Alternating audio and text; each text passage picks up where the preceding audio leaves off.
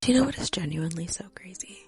That entertainers used to actually have what is now called aura.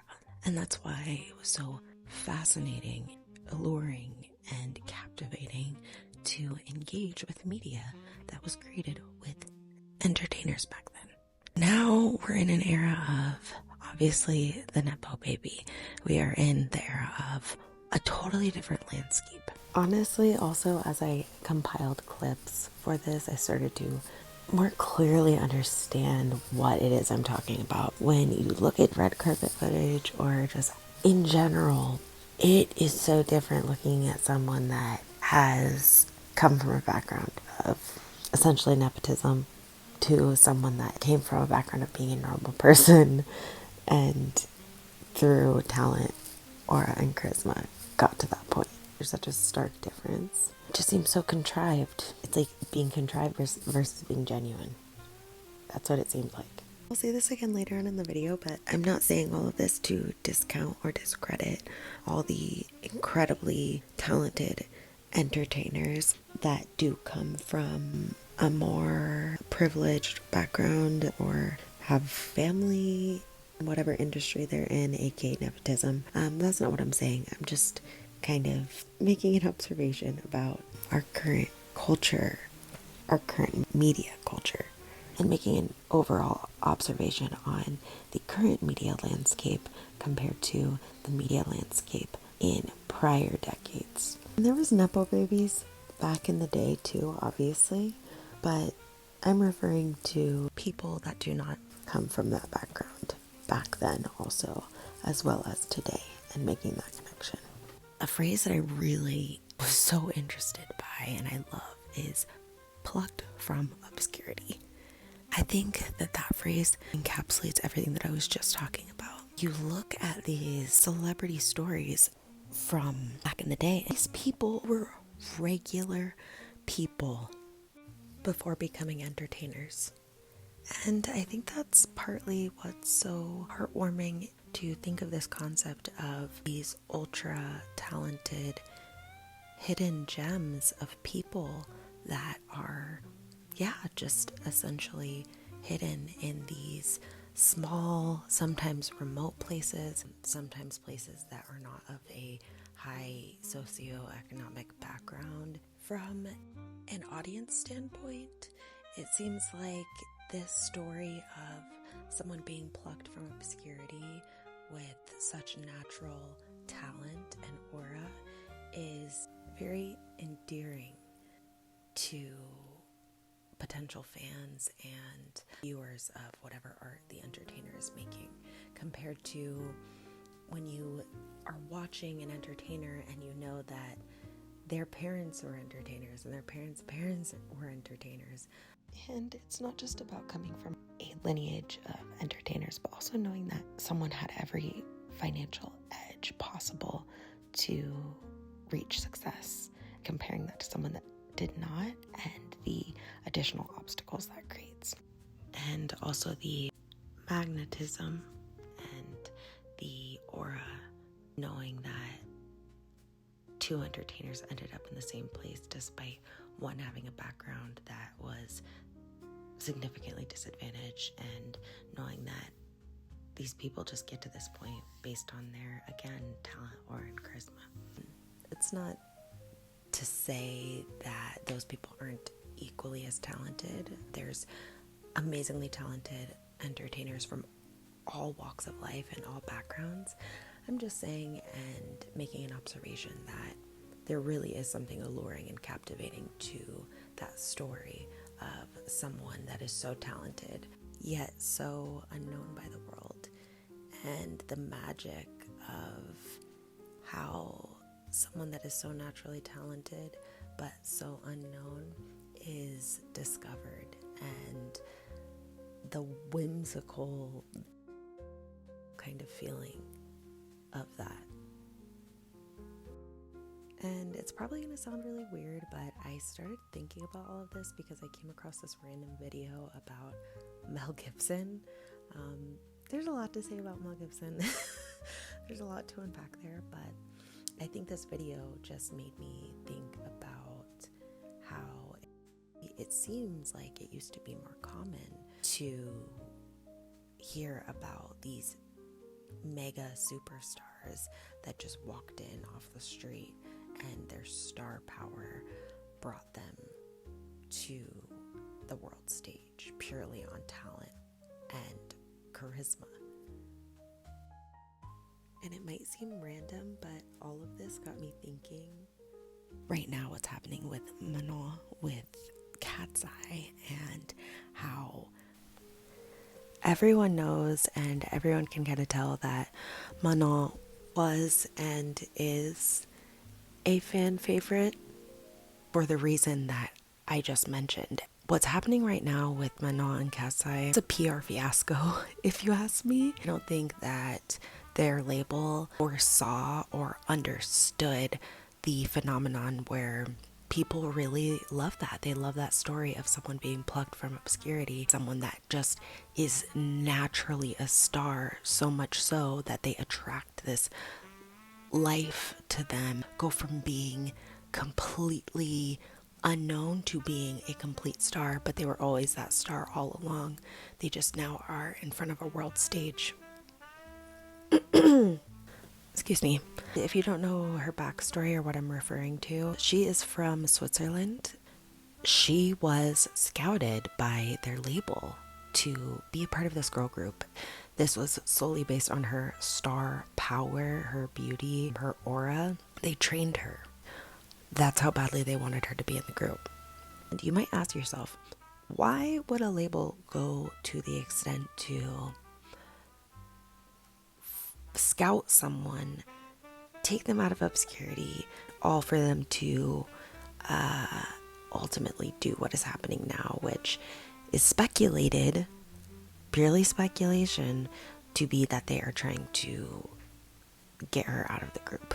Things have gotten messy, so here's everything we know about Manon's mistreatment and her health-related hiatus. This all started when the company puts out a statement saying that Manon is going on a hiatus for health reasons. Manon puts out a statement saying, "I'm healthy, things just happen that are out of your control." Suspicious. Since then, several black celebrities have commented, giving her well wishes. According to Twitter, Manon's boyfriend shared this on his Instagram story, pause to read. And Manon also liked a video that talks about the mistreatment black girls face in the industry. And for people who are saying that this is just a mental health break, KATSEYE is ran like a K-pop group. How many mental health days do you think K-pop idols are contractually allowed to take? You think HYBE even has that in the contract? And then if you're saying they're an American-based group, how many mental health days do you think their American contract is allowing them to have? To me, it just sounds like the coach don't want her to play. Daniela's father has left several comments across the internet saying things like, "KATSEYE will be fine as 5. We need girls who can work. The show must go on." Daniela, girl, if it's under an NDA, don't tell your daddy because he like to talk a lot. In my video, I said I think the company is getting ready to kick her out of the group. 3 reasons why. 1, the second the Netflix documentary came out, the company painted her as a bad guy. 2, we've seen this before. Chu is a K-pop idol. Everyone loves Chu. And her company literally made up rumors to slander her. The rumors were so ridiculous that nobody believed them. Even people who didn't stand the group. Company painting an idol as a bad guy, even though that idol's bringing in the money, is completely believable. 3,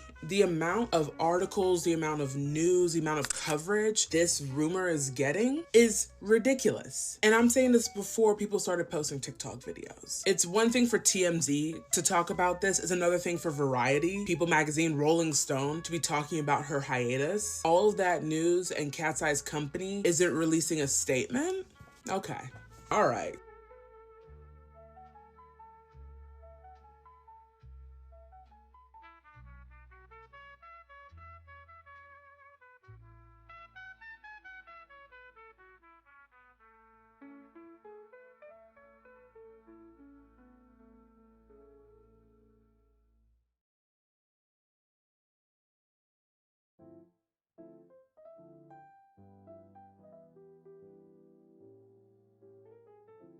Which, again, there's no confirmation on that, but that's what a lot of people are saying. Again, a lot of people are saying that this is a theme with black women in the music industry and in girl groups, but that's another video. But yeah, definitely a thing. Why would they do that? Why would the label do that, you might ask? That seems kind of pointless. That's the thing, is you cannot put a price on star power.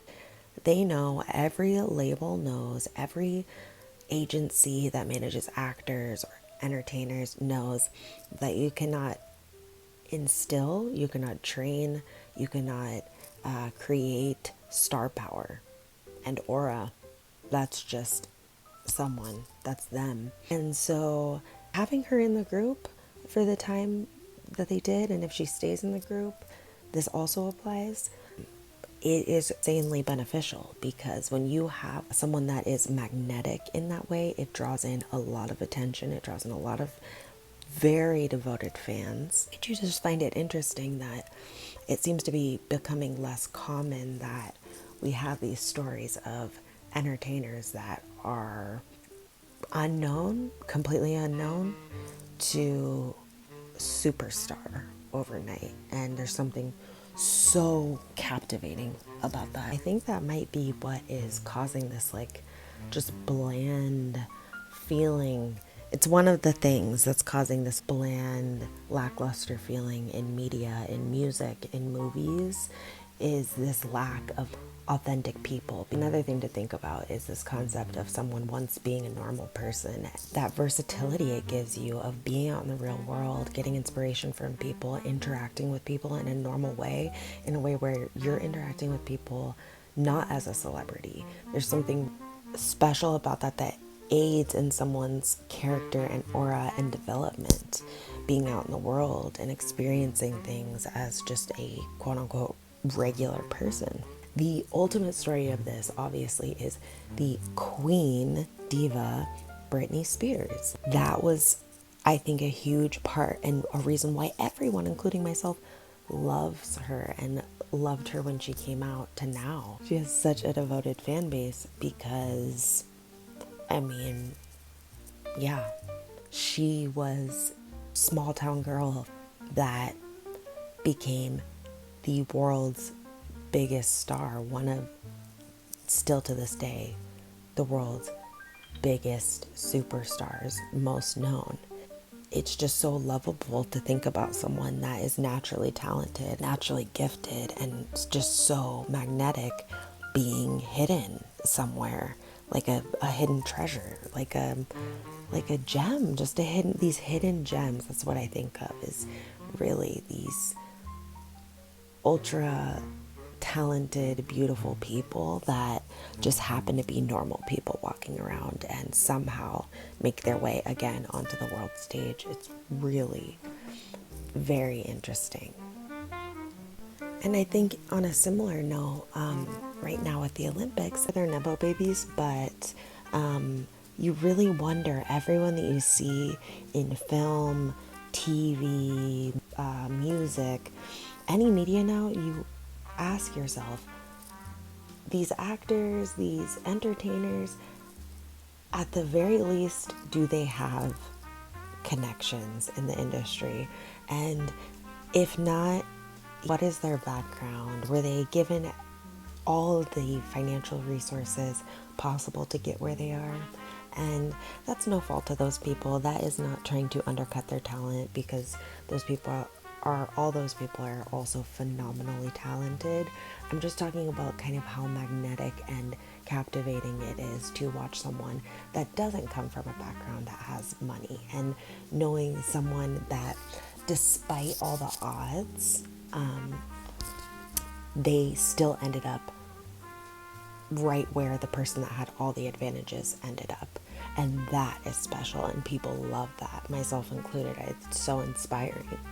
It's not as inspiring or captivating knowing kind of that someone, yes, it's hard for anyone in the entertainment industry. I gotta give that to them, because if you do have money or connections, you may still face rejection and other hardships that come along with the entertainment industry. But those that were plucked again from obscurity or rags to riches stories, they had to face all of those same issues, plus a plethora of other obstacles that come with having limited resources and trying to make your dream come true, or being in a very remote place and having limited resources. Other things, possible family dysfunction, poverty, that is special. And I think that if there was more of that now, we would be more so in an era that we used to be in the 80s, 90s, 2000s, where like there was just something about the movies and the music and the media back then. I know that it's partly just nostalgia, but I think there really is also something about how back then people just were them, and people looked different. There were still body standards and beauty standards, but like people didn't get plastic surgery to look like a movie star. Another person I think of is Winona Ryder. Like, I'm gonna put up a clip of and Johnny Depp, both of those two. See, that's an example I just thought of. I'm gonna put up a clip of them I guess supposedly seeing each other for the first time after their breakup. They were such a pop culture moment back then, and both of them were that exact story of rags to riches and also completely plucked from obscurity. And the aura that these two had, I swear. I'm just gonna play the clip.